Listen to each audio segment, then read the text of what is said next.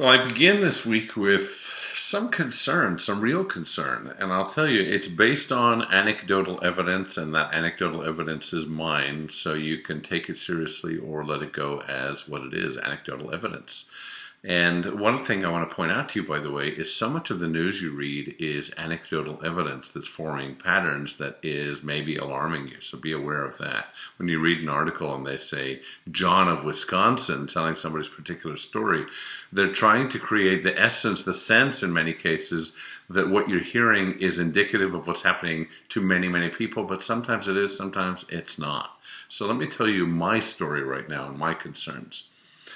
My concerns are based on the fact that in the last several weeks, a couple of months, I have dealt with and seen more death than in that same length of time in any period in my career. And none of these people have died because of COVID. COVID has not appeared on the death certificates of any of these people. And you might ask yourself, well, what's my point, or what am I seeing? And I'm not telling you that a medical answer to a question. I'm saying that as someone who deals with life and death, and of course with funerals at the end of life, I'm seeing a pattern that's been greatly concerning. And what do I think is causing it? I don't know. I mean, each person is dying of a different ailment, a different issue, including 2 people who perished of suicide. But maybe what I'm seeing is that all of these people, or many of them, might be dying as a result of COVID, even though that isn't the cause of death. And what do I mean? Well, COVID is causing isolation, and isolation, I think, is the anti-life condition. I think isolation is dangerous. We know that. It's not my hypothesis. I talk again anecdotally to people in 12-step programs who say they've seen more people falling off the wagon in the last few weeks and months than ever before. Well, that would make sense, right? We can imagine how that might happen. I look at, as I said, people who are dealing with struggles, internal struggles. My guess is that prescription rates are through the roof. My guess is that alcohol consumption is through the roof. In states where it's legal, marijuana consumption must be at an all-time high. In other words, people aren't at their centered best right now, and I include myself. This isn't an easy time. But my question is, what must we do to ensure that we are not only alive, but fully in life, so that we can endure and make it through this and see the rest of our lives hopefully well and in good health? Well, I have to be careful here. I don't want to tell you to do something that could be dangerous. I wouldn't want to, and I wouldn't want that for myself either. But maybe what I would say is strive against isolation. Strive against isolation. Well, that might mean picking up the phone or getting on FaceTime or Zoom, but it means staying connected and getting more and more, not less and less connected. I talk to people who spend their whole life indoors, except for maybe going out for shopping, or they might have somebody else do that for them.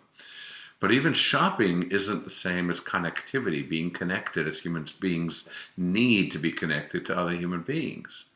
Right? Standing together in the market isn't the same as having a conversation. So what might it mean for you? Well, for me, and I'll give you my own example, it means every single day getting outside for a walk, every day without fail. Not only for the exercise, because I'm lubricating my joints, I'm keeping my muscles muscular, let's say, I'm keeping them with strength, but I'm also getting out into that world of larger, different perspective.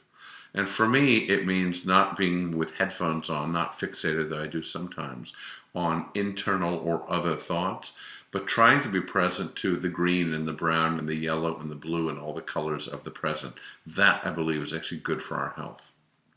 Mental, physical, spiritual. It means reading. It means using television wisely and carefully, using it as a tool, which is what it was invented for, rather than as a slave master, which is what it's become.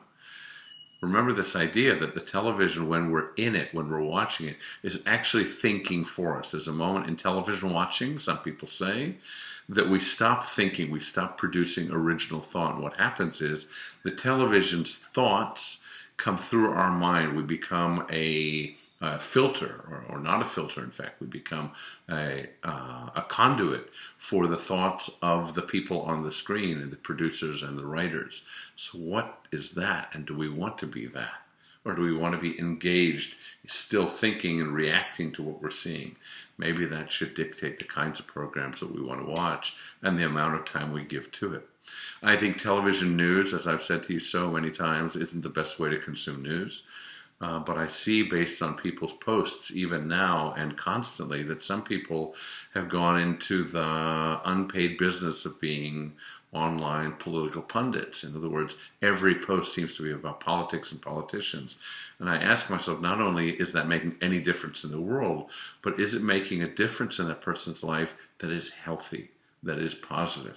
Or can news be news and we be observers, interested, but not in letting that consume us? Because again, I ask myself if that is healthy and good for us.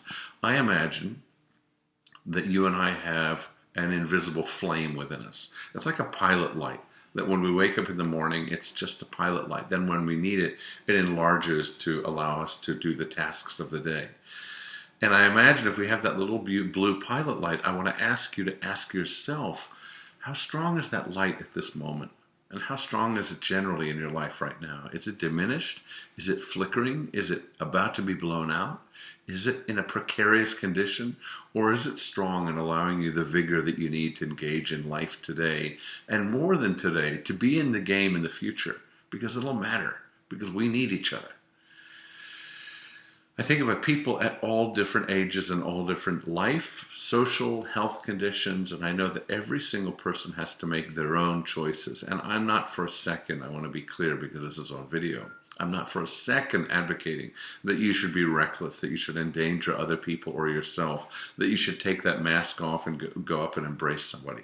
Not at all. But I'm asking you, what is the safe measure where you're not doing that, but you're also not only holed up in your house, as beautiful as your home might be, as comfortable as it might be, as introvert as you might be, and as comfortable as you might be in that place of isolation. It's good for us to engage with other people at a distance with a mask on. It's good for us to engage with other people, to hear their stories, to engage in their lives, and to realize that by being in service to another person's story, ours recedes. We start to realize perspective, what other people are going through, what other people have to share, to offer, to teach us. So my prescription, if there is one for this week, is that you, considering your own health and well-being and the health and well-being of other people, maybe make a list this Monday and ask yourself, what is it that I can do and must do to ensure that that little flame in me doesn't get weaker, it only gets stronger in good health, mental, physical, spiritual, that I allow myself to grow during this period of my life, not to shrink, that I allow myself and push myself in the direction of engagement, using all the devices that we now have, not only our feet, but also our devices in our hands and on our desks, to engage in the stories and the lives of other people, not to wait for people to call and to lament the absence of a ring, but instead to reach out to other people and say, how are you? Simple words that open what might be a health and life-giving conversation.